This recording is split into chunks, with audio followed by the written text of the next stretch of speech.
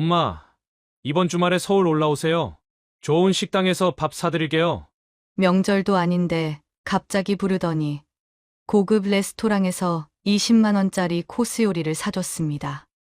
그리고 아들 부부가 사는 여의도 아파트로 데려가더니 갑자기 말하더군요. 엄마, 지금 엄마 혼자 살고 있는 그 집 저희 주세요. 왜 이렇게 고집이 세요? 혼자 그 집 가지고 계시면 뭐해요? 이기적으로 굴지 마세요. 영호의 말에 저는 충격을 받았습니다. 이기적이라니요. 내 집에서 내가 사는 게 이기적인 건가요? 안 돼. 나는 못 줘. 그 집은 내 집이야. 저는 단호하게 말했습니다. 목소리가 떨렸지만 분명하게 말했어요. 그런데 갑자기 며느리가 차갑게 말했습니다. 어머니, 강릉집 저희 안 주실 거면 여기 왜 계세요? 나가세요. 영호도 차갑게 말했습니다. 오늘 식사 비싼 거 사드리느라 돈 많이 썼어요. 돌아가는 택시비랑 기차값은 엄마가 내세요. 영호가 현관문을 열고 저를 쳐다봤습니다. 저더러 당장 나가라는 거였어요. 이 모든 일이 어떻게 시작되었는지 그 이야기를 처음부터 들려드릴게요. 이야기 시작 전 무료로 가능한 구독과 좋아요 부탁드려요. 여러분의 작은 관심 하나하나가 제게 큰 힘이 됩니다. 지금 바로 시작합니다. 저는 박영자입니다. 올해 68살이죠. 남편이 세상을 떠난 지 벌써 5년이 흘렀습니다. 지금은 강릉에 있는 작은 빌라에서 혼자 살아요. 20평짜리 빌라지만 저한텐 세상 그 무엇과도 바꿀 수 없는 소중한 공간입니다. 남편과 저는 젊은 시절부터 식당을 운영했어요. 새벽같이 일어나 장을 보러 가고 밤늦게까지 설거지를 하던 그 시절이 아직도 생생합니다. 손님들이 맛있게 먹는 모습을 보면서 보람을 느꼈죠. 그렇게 평생을 일했습니다. 힘들었지만 행복했어요. 남편과 함께였으니까요. 아들 영호가 결혼을 하고 나서는 몸도 많이 힘들어졌어요. 남편도 허리가 안 좋아지고 저도 무릎이 시큰거렸습니다. 그래서 식당을 정리하기로 했죠. 평생 일궈온 식당이었지만 이제는 놓아줄 때라고 생각했어요. 식당을 팔아서 번 돈으로 이 강릉 빌라를 샀습니다. 남편과 함께 고른 집이었어요. 창문을 열면 바람이 시원하게 들어오는 집이었죠. 남편은 그 바람을 좋아했습니다. 저희는 이 집에서 함께 살았어요. 남편이 거실에 앉아서 신문을 읽는 모습, 부엌에서 제가 만든 밥 냄새를 맡으며 웃던 모습이 아직도 눈에 선합니다. 남편이 떠나고 처음 1년은 정말 힘들었습니다. 빈 집이 너무 크게 느껴졌어요. 밤마다 혼자 누워있으면 눈물이 났죠. 하지만 시간이 지나면서 조금씩 익숙해졌습니다. 동네 할머니들과 친해지면서 외로움도 덜해졌어요. 명숙이는 제 오랜 친구입니다. 명숙이랑 같이 시장도 가고 카페에서 커피도 마시면서 수다도 떨었죠. 그렇게 5년을 보냈습니다. 이제는 혼자 사는 것도 괜찮아졌어요. 제 아들 영호는 서울 여의도에 있는 아파트에서 며느리 은주와 함께 살고 있습니다. 영호는 명절에만 왔어요. 설날하고 추석, 1년에 딱 2번입니다. 전화로는 항상 바쁘다고 했죠. 회사 일이 많다고, 주말에도 일해야 한다고 했습니다. 저는 이해했어요. 젊은 사람들은 다 바쁘니까요. 며느리 은주도 직장을 다녔으니까 더 그랬을 겁니다. 사실 혼자 사는 게 나쁘지만은 않았어요. 아침에 일어나서 창문을 열면 시원한 바람이 들어왔습니다. 제가 먹고 싶은 걸 해먹고 텔레비전도 마음대로 봤죠. 명숙이랑 동네 할머니들이랑 만나서 수다 떠는 것도 즐거웠습니다. 이렇게 사는 것도 괜찮다고 생각했어요. 아들이 잘 살고 있으니까 그것만으로도 감사했죠. 그런데 어느 날이었습니다. 명절도 아닌데 영호한테서 전화가 왔어요. 평소에는 제가 먼저 전화해도 바쁘다고 금방 끊었거든요. 그런데 그날은 영우한테 먼저 전화가 왔습니다. 엄마, 이번 주말에 서울 한번 올라오세요. 영우의 목소리는 평소보다 밝았습니다. 서울은 왜? 무슨 일 있니? 아무 일 없어요. 그냥 좋은 식당에서 밥 한번 사드릴게요. 오랜만에 얼굴도 보고요. 좋은 식당에서 밥을 사준다니 반가웠습니다. 아들이 저를 생각해 주는구나 싶었죠. 하지만 한편으로는 조금 이상했어요. 갑작스러웠거든요. 그래도 아들이 부르는데 안 갈 수는 없었습니다. 그래, 알겠어. 이번 주 토요일에 기차표 제가 이미 예매해놨어요. 문자로 보내드릴게요. 그래, 고맙다. 전화를 끊고 나서도 마음 한구석이 묘했습니다. 왜 갑자기 서울에 오라고 하는 걸까요? 명절도 아닌데 말이죠. 하지만 오랜만에 아들 얼굴도 보고 며느리도 볼 수 있다는 생각에 기대가 됐습니다. 어쩌면 제가 혼자 사는 게 걱정돼서 그러는 건지도 모른다고 생각했어요. 며칠이 지나고 토요일이 됐습니다. 저는 아침 일찍 일어나서 준비를 했어요.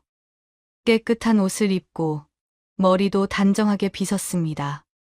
아들 앞에서 초라하게 보이고 싶지 않았거든요. 집을 나서서 강릉역으로 갔습니다. 역은 사람들로 북적였어요. 주말이라 여행객들이 많았죠.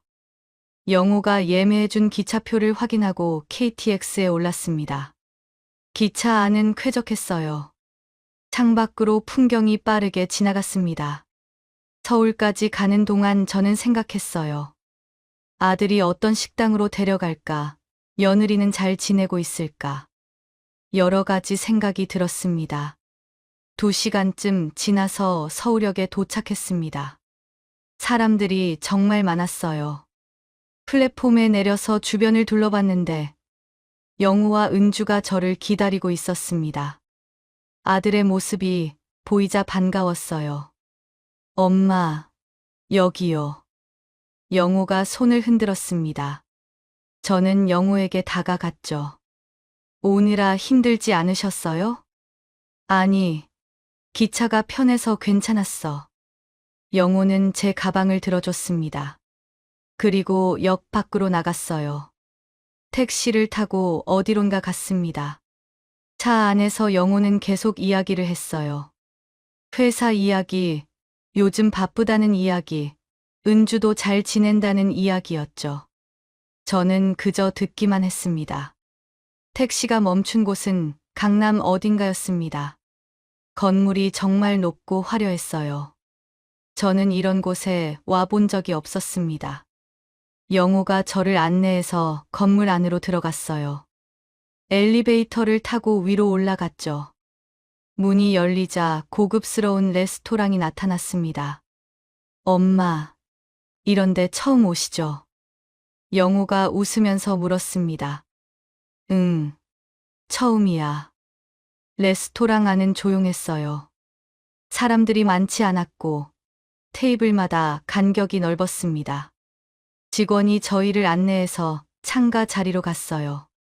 창밖으로 서울 풍경이 한눈에 보였습니다. 정말 높은 곳이었죠. 메뉴판을 펼쳐보니 깜짝 놀랐습니다. 가격이 장난이 아니었어요.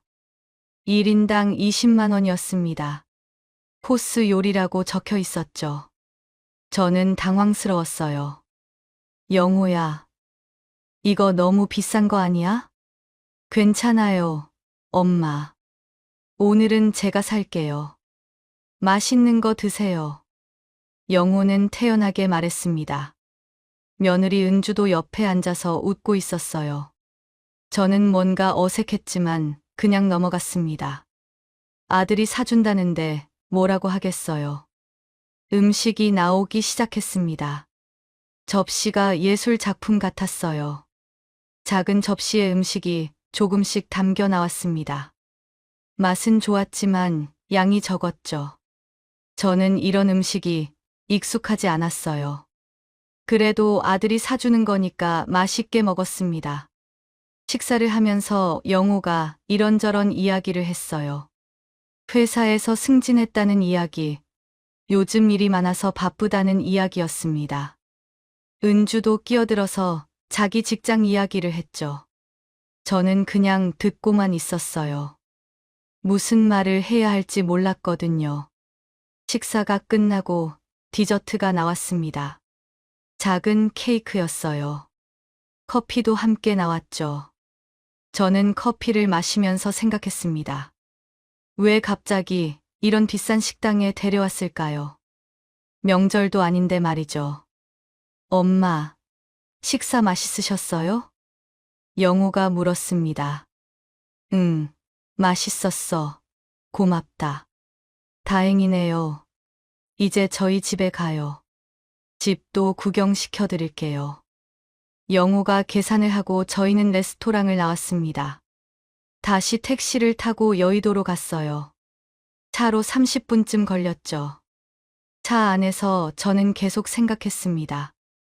왜 갑자기 이러는 걸까요? 평소에는 바쁘다고 전화도 잘 안 받더니 말이죠. 여의도에 도착했습니다. 아파트 단지가 정말 컸어요. 경비실을 지나서 엘리베이터를 탔습니다. 20층이 넘는 높은 곳까지 올라갔죠. 문이 열리고 복도를 걸어서 영호의 집 앞에 섰습니다. 엄마, 얼른 들어오세요. 영호가 문을 열었습니다. 저는 집 안으로 들어갔어요. 집 안은 정말 깨끗했습니다. 30평쯤 되는 넓은 공간이었어요. 거실이 넓었고 가구들도 고급스러웠습니다. 거실 한쪽 벽에 큰 창문이 있었죠. 저는 창가로 걸어갔습니다. 와, 여기 뷰가 정말 좋네. 창밖으로 한강이 보였어요. 강물이 반짝이고 건너편 건물들이 줄지어 서 있었습니다. 정말 멋진 풍경이었죠. 이런 곳에서 아들이 살고 있다니 뿌듯했어요. 엄마, 앉으세요. 과일 깎아드릴게요. 저는 소파에 앉았습니다. 소파가 푹신했어요. 은주가 부엌으로 가더니 과일을 들고 나왔습니다. 사과와 배를 예쁘게 깎아서 접시에 담아왔죠. 어머니, 드세요. 고맙다. 은주야. 저는 과일을 먹으면서 집 안을 둘러봤습니다. 텔레비전도 크고 식탁도 멋있었어요. 부엌도 깨끗하게 정리돼 있었습니다. 인테리어를 잘 해놓았더라고요. 역시 젊은 사람들은 다르구나 싶었습니다. 영호가 옆에 앉았습니다. 은주도 맞은편에 앉았어요. 갑자기 분위기가 조용해졌습니다. 저는 과일을 먹으면서 기다렸죠. 영호가 뭔가 말하려는 것 같았거든요. 엄마. 영호가 입을 열었습니다. 목소리가 조금 달랐어요. 식당에서처럼 밝지 않았습니다. 왜? 엄마, 지금 강릉에서 혼자 사시잖아요. 그래, 혼자 살지.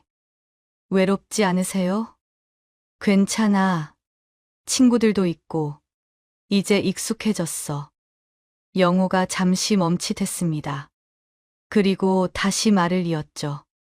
엄마, 강릉 집 파시고 여기 서울로 올라와서 저희랑 같이 사세요. 저는 깜짝 놀랐습니다. 갑자기 무슨 소리냐고요.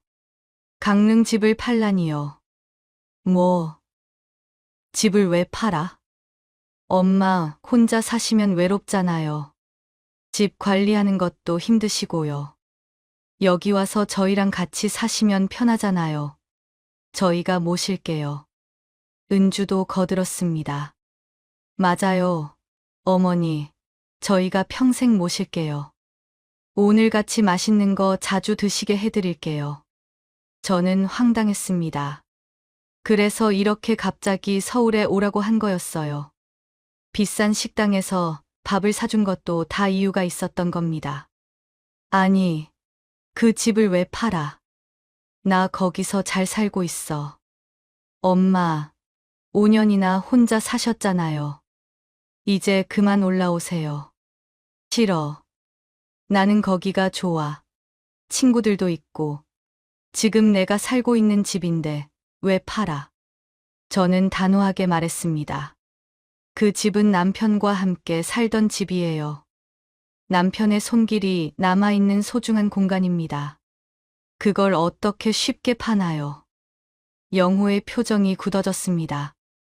웃던 얼굴이 사라졌어요. 은주도 눈치를 보더니 영호한테 눈짓을 했습니다. 영호야, 그게 어떤 집인 줄 알아? 네 아버지랑 평생 같이 살던 집이야. 그걸 어떻게 팔라고 하는 거야? 저는 목소리를 높였습니다. 화가 났거든요. 아들이 이해를 못하는 게 속상했어요. 엄마. 영호가 정색을 하고 말했습니다. 그 집, 저희 주세요. 뭐, 어차피 나중에 저희 줄 거잖아요. 지금 미리 주시면 안 돼요? 저는 할 말을 잃었습니다. 이게 무슨 소리인가요? 제가 살고 있는 집을 지금 달라니요. 엄마가 왜 이렇게 고집이 세요? 혼자 그 집 가지고 계시면 뭐해요? 이기적으로 굴지 마세요. 영호의 말에 저는 충격을 받았습니다. 이기적이라니요. 내 집에서 내가 사는 게 이기적이라고요. 어머니, 그 집 팔아서 다른 데 투자하면 더 가치 있어요. 그냥 놔두면 아까워요. 저희가 그 돈으로 더 큰 집 사고, 어머니도 편하게 모시고 그러면 서로 좋잖아요. 은주도 말을 보탰습니다. 저는 두 사람을 번갈아 봤어요. 믿을 수가 없었습니다. 저는 속이 뒤틀렸습니다. 그래서 오늘 서울에 오라고 한 거였어요. 비싼 밥을 사준 것도, 집에 데려온 것도 다 이유가 있었던 겁니다. 제 강릉 집을 빼앗으려고 말이죠. 안 돼. 나는 못 줘. 그 집은 내 집이야. 저는 단호하게 말했습니다. 목소리가 떨렸지만 분명하게 말했어요. 엄마. 영호가 소리를 높였습니다.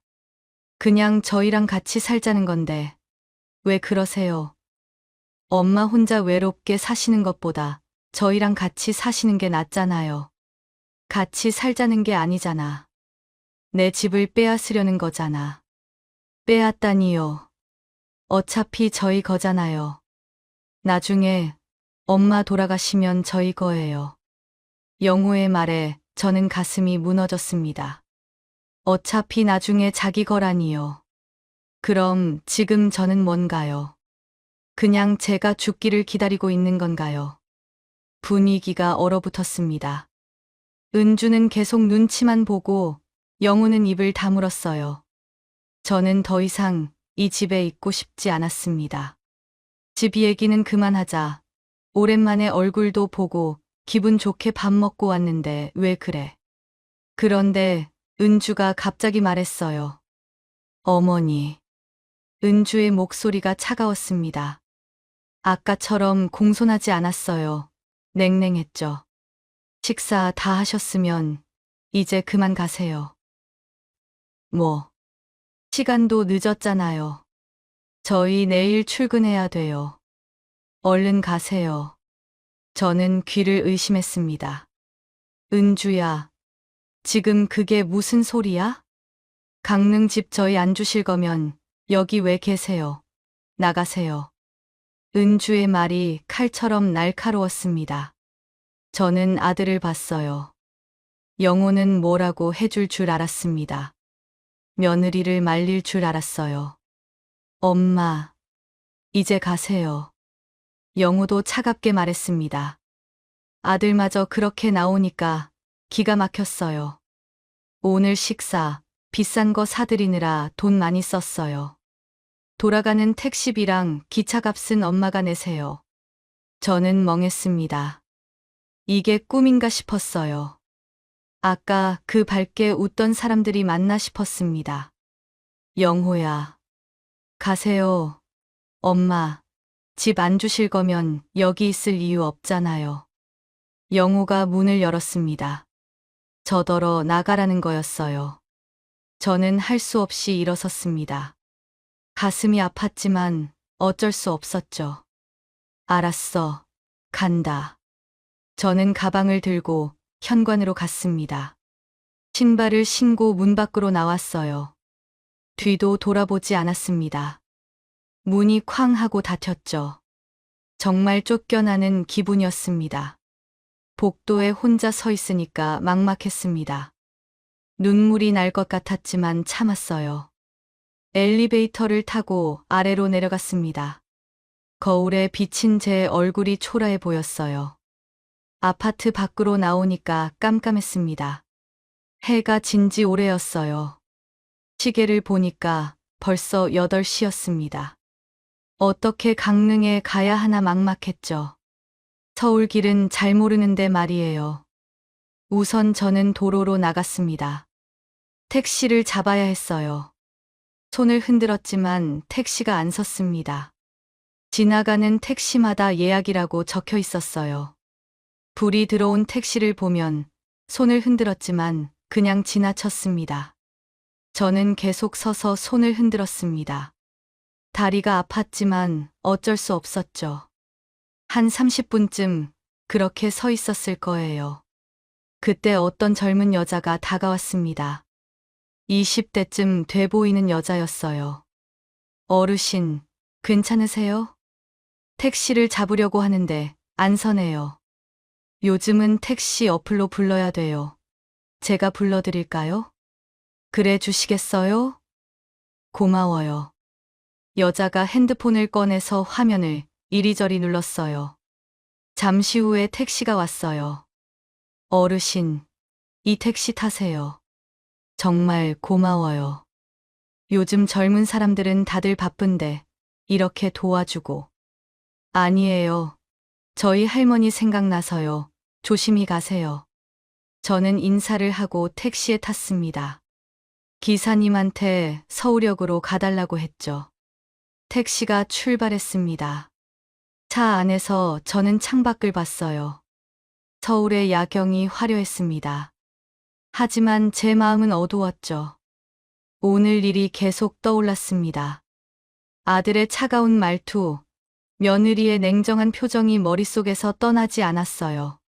서울역에 도착하니까 9시가 넘었습니다. 저는 매표소로 갔어요. 강릉 가는 기차표를 사려고 했죠.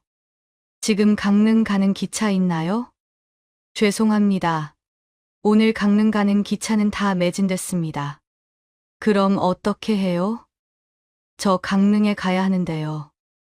입석은 있는데요. 입석 괜찮으세요? 입석이라니요. 서서 가야 한다는 말이었습니다. 하지만 선택의 여지가 없었어요. 네. 입석이라도 주세요. 저는 표를 끊었습니다. 가장 빨리 출발하는 9시 30분 기차였어요. 플랫폼으로 내려가서 기차를 기다렸습니다. 벤치에 앉아서 쉬고 싶었지만 자리가 없었어요.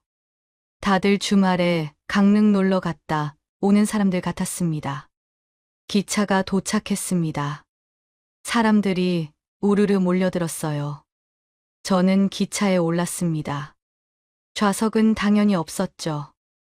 복도에 서 있어야 했습니다. 화장실 앞 공간에 자리를 잡았어요. 서서 가는 게 이렇게 힘든지 몰랐습니다. 무릎이 아팠어요. 허리도 아팠죠. 2시간을 서서 가야 한다니 막막했습니다. 기차가 달렸습니다. 저는 손잡이를 꽉 잡고 서 있었어요. 사람들이 화장실을 드나들었습니다. 비켜서야 했죠. 몸이 점점 피곤해졌습니다. 다리가 후들거렸어요. 왜 내가 이런 고생을 해야 하나 싶었어요. 아침에는 기분 좋게 서울에 왔습니다. 아들이 밥도 사준다고 했죠. 그런데 지금은 이렇게 쫓겨나다시피 돌아가고 있었어요. 입석 기차를 타고 서서 가고 있었습니다. 눈물이 날 것 같았지만 참았어요. 기차 안에서 울 수는 없었으니까요. 저는 입술을 꽉 깨물었습니다. 2시간이 정말 길었습니다. 다리가 후들거렸어요. 허리는 끊어질 것 같았습니다. 그래도 이제 곧 강릉이니까 조금만 더 참으면 됐어요. 드디어 기차가 강릉역에 도착했습니다. 저는 비틀거리며 내렸어요. 역 밖으로 나가서 택시를 탔습니다. 집 주소를 말했죠. 택시가 집으로 향했습니다. 익숙한 거리가 보였어요. 마음이 조금 편해졌습니다. 이제 내 집에 가면 되니까요. 집 앞에 도착했습니다. 저는 택시비를 내고 내렸어요. 집 문을 열고 들어갔습니다. 익숙한 냄새가 났어요. 우리 집 냄새였습니다. 문을 닫자마자 저는 주저앉았습니다. 힘이 하나도 없었어요. 가방을 내려놓고 거실 바닥에 주저앉았습니다. 다리가 풀렸어요. 그때 눈물이 터졌습니다. 참고 참았던 게 한꺼번에 쏟아졌어요. 저는 소리 내어 울었습니다. 왜 이렇게 됐을까요? 내가 뭘 잘못했을까요? 왜 내 아들이 나한테 이럴까요? 아들이 저를 내쫓았습니다. 며느리도 차갑게 당장 나가라고 했죠. 제가 지금 살고 있는 강릉 집을 달라고 했습니다. 안 주면 나가라고 했어요. 그게 제 아들이고 며느리였습니다. 믿을 수가 없었어요. 저는 한참을 울었습니다. 눈물이 멈추지 않았어요. 가슴이 너무 아팠습니다. 배신감이 밀려왔죠. 평생 아들을 위해 살았는데 이런 대접을 받다니요. 울면서 생각했습니다. 내가 아들한테 뭘 잘못했나요? 울다가 지쳐서 저는 일어나서 화장실로 갔어요. 세수를 했습니다. 차가운 물이 얼굴에 닿았어요. 조금 정신이 들었습니다. 거울을 봤죠. 거울 속에 제 얼굴이 보였습니다. 눈이 빨갛게 부어 있었어요. 주름진 얼굴이 초라해 보였습니다. 머리도 헝클어져 있었어요. 그런데 거울을 보면서 생각했습니다. 내가 왜 이렇게 당해야 하는지, 내가 뭘 잘못했나요? 아들이 저한테 뭘 해준 게 있나요? 평생 저한테 받기만 했잖아요. 그때 문득 떠올랐습니다. 아들이 지금 살고 있는 그 여의도 아파트 말이에요. 그 집이 누구 집인지 말입니다. 그 집은 원래 남편이 장만한 거였어요. 남편이 젊었을 때 식당을 운영하면서 저 몰래 조금씩 비상금을 모았습니다. 그 돈으로 땅을 샀어요. 그때는 아무것도 없는 허름한 땅이었습니다. 흙바닥에 무너져가는 건물 하나 있는 곳이었죠. 저는 그때 그 사실을 몰랐어요. 남편이 세상을 떠나고 나서야 알았습니다. 유품을 정리하다가 땅 문서를 발견했거든요. 그 땅이 재개발 구역에 들어가서 엄청난 가치가 된 땅이었습니다. 그 땅 위에 고급 아파트가 지어졌어요. 아들 부부가 살고 있는 그 아파트였습니다. 남편이 돌아가시면서 그 부동산을 제가 상속받았죠. 법적으로 제 명의가 됐습니다. 근데 저는 강릉에서 계속 살고 싶었어요. 이 집이 좋았으니까요. 남편과 함께 살던 이 집을 떠나고 싶지 않았습니다. 그래서 아들이 결혼할 때 그 여의도 아파트에 들어가서 살라고 했습니다. 신혼집이 필요하다고 했으니까요. 제 명의로 된 집이에요. 저는 아들한테 그냥 살라고 했습니다. 집세도 받지 않았어요. 관리비도 아들이 내는 거였지만 제 집이었죠. 그런데 아들은 그걸 당연하게 여기고 있었습니다. 감사한 줄도 모르고 더 달라고 했어요. 제 강릉 집까지 달라고 했습니다. 공짜로 살고 있으면서 말이죠. 정말 화가 났어요.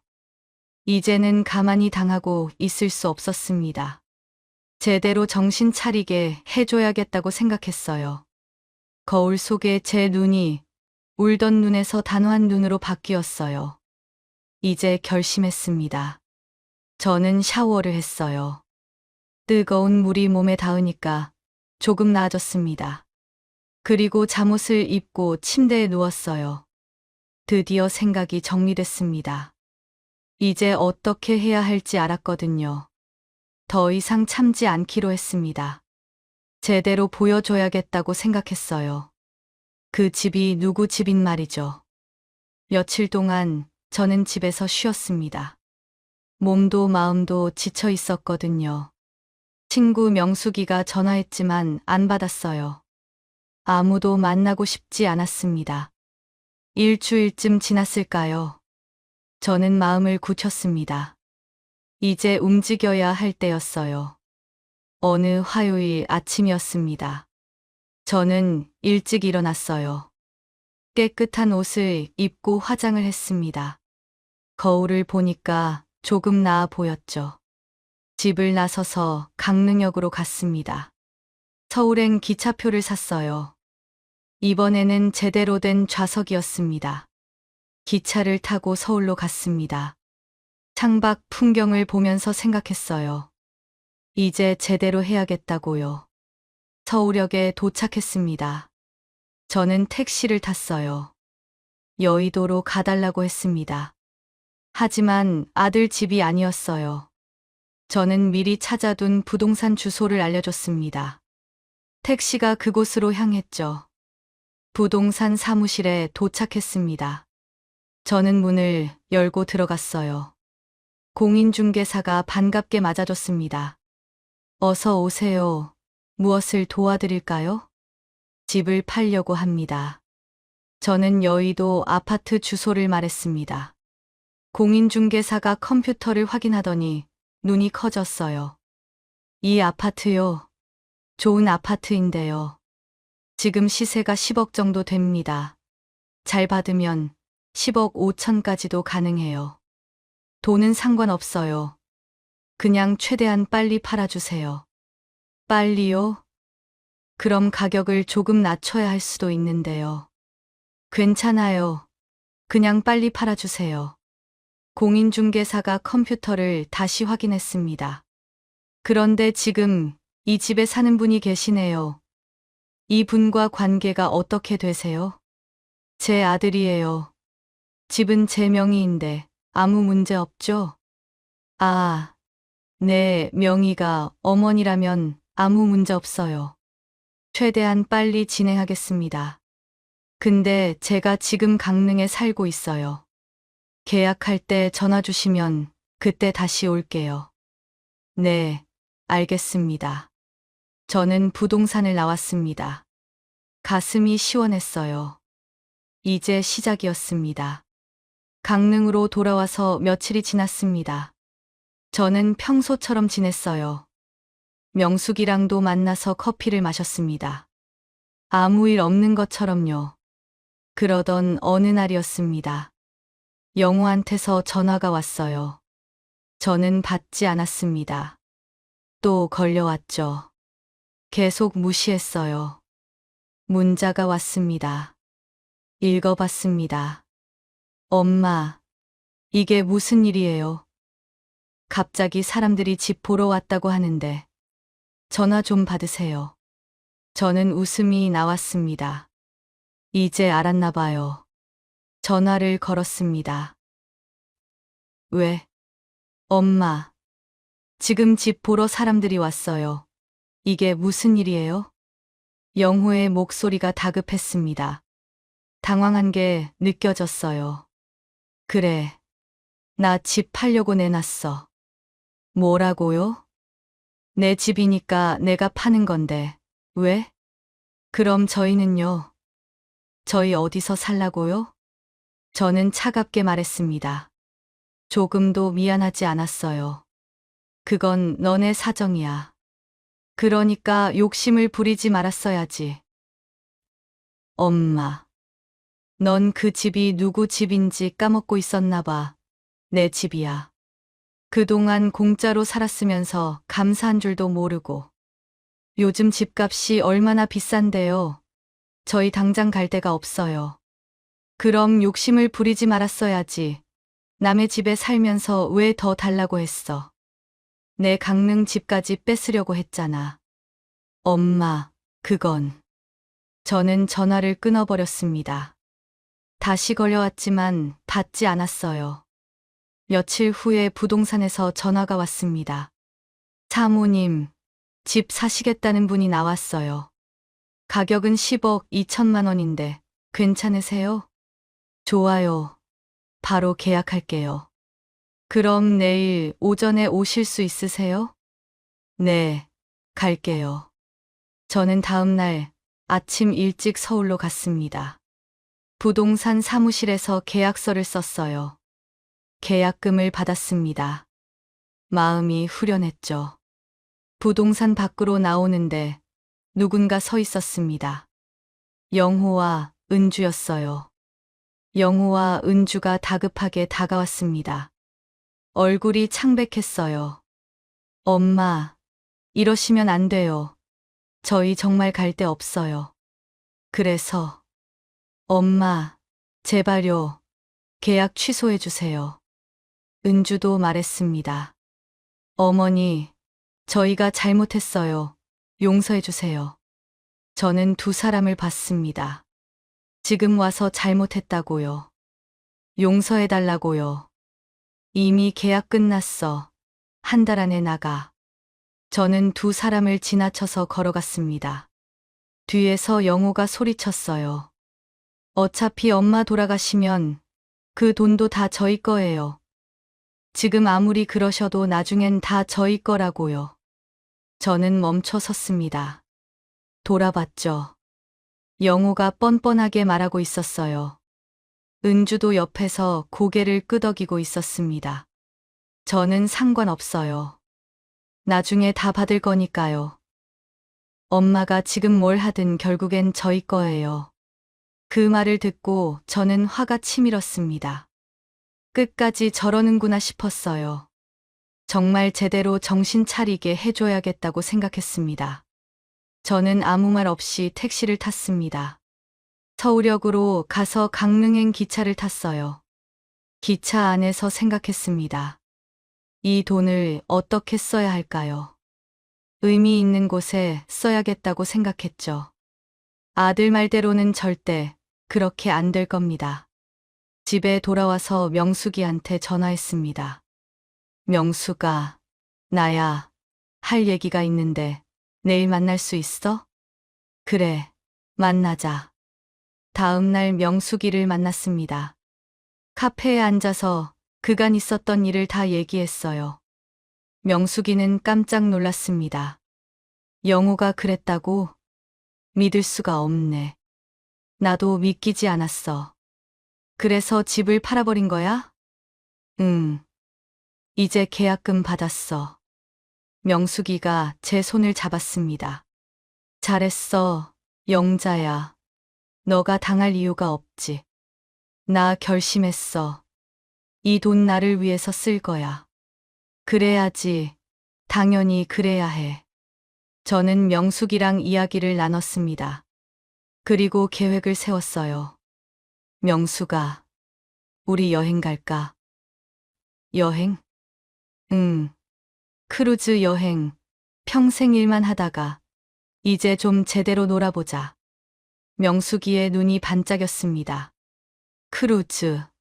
정말. 응. 계약금으로 충분해. 친구들 다 데리고 가자. 와, 영자야. 정말 좋겠다. 저는 바로 여행사에 연락했습니다. 크루즈 여행 상품을 알아봤어요. 일본으로 가는 4일짜리 크루즈였습니다. 명숙이랑 동네 친구들 5명이서 가기로 했어요. 다들 좋아했습니다. 평생 살면서 크루즈는 처음이라고 했죠. 출발 날이 됐습니다. 저희는 인천항으로 갔어요. 크루즈 배가 정말 컸습니다. 배에 올라타니까 다른 세상 같았어요. 방도 넓고 깨끗했습니다. 창문으로 바다가 보였어요. 저는 창가에 서서 바다를 봤습니다. 강릉에서 매일 바다를 봤지만 배 위에서 보는 바다는 달랐습니다. 수평선이 끝없이 펼쳐져 있었어요. 파도가 배를 흔들었지만 기분이 좋았습니다. 배에서 맛있는 음식도 먹고 쇼도 봤어요. 친구들이랑 웃고 떠들었습니다. 정말 오랜만에 행복했죠. 일본에 도착해서 관광도 했습니다. 온천에도 갔어요. 몸이 따뜻해지고 피로가 풀렸습니다. 시간이 금방 지나갔습니다. 다시 인천항으로 돌아왔어요. 친구들은 고맙다고 인사했습니다. 영자야, 정말 고마워. 평생 잊지 못할 추억이야. 나도 즐거웠어. 강릉으로 돌아왔습니다. 집에 들어와서 통장을 확인했어요. 집이 완전히 팔렸는지 확인하려고요. 잔액을 보니까 10억이 넘는 돈이 찍혀 있었습니다. 정말 많은 돈이었죠. 평생 처음 보는 금액이었어요. 저는 통장을 보면서 이 돈을 어떻게 쓸지 생각했습니다. 아들 말대로 이 돈을 그대로 주고 싶지 않았어요. 먼저 인터넷으로 독거노인 복지재단을 찾아봤어요. 혼자 사시는 어르신들을 돕는 곳이었습니다. 여름에 선풍기도 보내주고 겨울에 난방비도 지원해주는 곳이었죠. 저도 혼자 살아봐서 압니다. 혼자 사는 게 얼마나 힘든지요. 전화를 걸었습니다. 여보세요. 기부를 하고 싶은데요. 아, 감사합니다. 얼마나 하시려고요? 5억 원이요. 전화 넘어가 잠시 조용했습니다. 죄송한데요. 지금 5억이라고 하셨나요? 네, 맞아요. 5억 기부하고 싶습니다. 정말 감사합니다. 어르신 성함이 어떻게 되시나요? 저는 정보를 알려줬습니다. 며칠 후에 재단에서 연락이 왔어요. 감사패도 보내주겠다고 했습니다. 저는 사양했어요. 그냥 좋은 곳에 쓰이면 된다고 했죠. 제 이름을 밝히고 싶지도 않았어요. 5억을 기부하고 나니까 5억이 남았습니다. 이 돈으로 뭘 할까 고민했어요. 먼저 제 강릉 집을 리모델링하기로 했습니다. 낡은 부분을 고치고 벽지도 새로 바르고 화장실도 새로 만들었어요. 집이 깨끗해지니까 기분이 좋았습니다. 남편이 보면 좋아했을 것 같았어요. 그리고 바다가 잘 보이는 곳에 작은 가게를 하나 얻었습니다. 카페를 차리기로 했어요. 동네 사람들이 와서 커피 마시고 쉬어갈 수 있는 공간으로요. 평생 식당을 했으니까 카페 정도는 할 수 있을 것 같았어요. 나무 테이블을 놓고 편한 의자도 놓았어요. 창문을 크게 내서 바다가 잘 보이게 했죠. 학원에 다니면서 커피 만드는 법을 배웠습니다. 어렵지 않았습니다. 선생님이 친절하게 가르쳐 줬죠.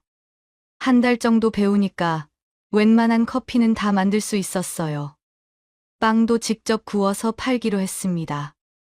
오븐도 샀어요. 빵 만드는 것도 배웠습니다. 젊었을 때 식당 하면서 요리를 많이 했으니까 금방 배웠죠. 카페를 열었습니다. 작은 카페였지만 동네 사람들이 좋아해 줬어요. 할머니들이 와서 커피 마시며 수다 떨었습니다. 젊은 사람들도 왔죠. 저는 카페에서 커피를 만들었습니다. 손님들과 이야기도 나눴어요. 재밌었습니다. 일하는 게 행복했죠. 아침에 일어나서 카페에 가는 게 기다려졌어요. 어느 날이었습니다. 카페에서 커피를 만들고 있는데 전화가 왔어요. 영우였습니다. 한 달 만에 전화였어요. 저는 받았습니다. 엄마, 지금 어디 계세요? 카페. 내가 차린 카페. 카페요. 엄마가 카페를요. 응. 요즘 카페에서 일해. 엄마, 설마 그 돈 다 쓰신 거예요? 영호의 목소리가 다급했습니다.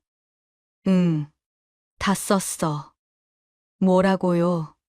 10억이 넘는 돈을요. 그걸 어떻게 다 써요? 응. 기부도 하고 여행도 갔어. 집도 고치고 카페도 차렸지. 미쳤어요. 엄마. 그 돈이 얼마나 큰 돈인데요. 저는 차분하게 말했습니다. 내 돈이니까 내가 마음대로 쓴 건데 문제 있어? 옆에서 은주 목소리가 들렸습니다. 정말 어머니 돈 다 썼대? 영호가 다시 말했습니다.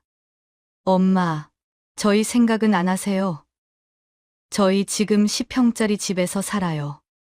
서울 집값이 비싸서 저희 돈으로 살 수 있는 집이 여기밖에 없었어요. 그래서 그 돈을 왜 남한테 줘요? 기부는 무슨 기부예요? 아들한테 줘야죠. 저는 웃음이 나왔습니다. 아직도 아무것도 모르는구나 싶었어요. 너희 주는 게 더 아까워. 기부하는 게 훨씬 나아. 엄마, 저희 진짜 힘들어요. 그럼 더 열심히 일해. 내가 왜 너희 걱정을 해야 해? 엄마 정말. 저는 단호하게 말했습니다. 앞으로 연락하지 마. 너희 힘으로 살아. 나한테 기대하지 말고. 저는 전화를 끊었습니다. 다시 걸려왔지만 받지 않았어요. 전화기를 꺼버렸습니다. 더 이상 아들 전화를 받고 싶지 않았어요. 창밖을 봤습니다. 바다가 반짝이고 있었어요. 파도가 밀려왔다 밀려갔습니다. 햇빛이 따뜻했죠. 저는 커피를 만들면서 생각했어요. 이제 진짜 제 인생을 살고 있다고요. 더 이상 아들 눈치 보지 않습니다. 제가 하고 싶은 대로 살아요. 제 돈으로 제가 하고 싶은 일을 합니다. 카페에서 일하는 게 좋습니다. 손님들과 이야기 나누는 것도 즐겁고요.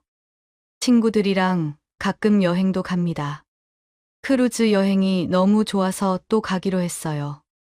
독거노인 복지재단에서 가끔 연락이 옵니다. 제 기부금으로 많은 어르신들이 도움을 받는다고 했어요. 여름에 선풍기를 받고 기뻐하시는 분들, 겨울에 따뜻하게 지내시는 분들 이야기를 들으면 뿌듯합니다. 이제 후회 없습니다. 제 선택이 옳았다고 생각해요. 아들한테 주는 것보다 훨씬 의미 있게 쓴 거죠. 저는 창밖 바다를 바라봤습니다. 파도가 계속 밀려옵니다. 끝없이 반복되지만 매번 다른 모습이에요. 제 인생도 그래요. 힘든 일도 있었지만 이제는 행복합니다. 해가 지기 시작하면서 하늘이 주황빛으로 물들었어요. 바다도 주황색이었습니다. 정말 아름다웠죠. 저는 카페 문을 닫고 집으로 갔습니다. 리모델링한 집은 깨끗하고 따뜻했어요. 소파에 앉아서 텔레비전을 켰습니다.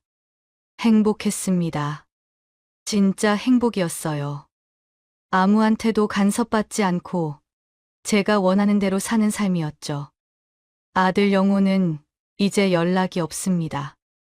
처음에는 계속 전화가 왔지만 이제는 포기한 것 같아요. 그게 더 좋습니다. 서로 상처만 주고받을 뿐이니까요. 가끔 생각합니다. 영호가 달라질까요? 자기 잘못을 깨달을까요? 모르겠습니다. 하지만 그건 영호의 몫이에요. 제가 어떻게 할 수 있는 게 아니죠. 저는 제 길을 갑니다. 제가 행복한 길을요. 남은 인생을 제대로 후회 없이 살 겁니다. 저는 침대에 누워서 눈을 감았습니다. 오랜만에 마음이 가벼웠어요. 내일이 기다려졌습니다. 새로운 제 하루가요. 지금까지 이야기 들어주셔서 감사합니다. 구독과 좋아요 부탁드려요. 여러분의 작은 관심 하나하나가 제게 큰 힘이 됩니다.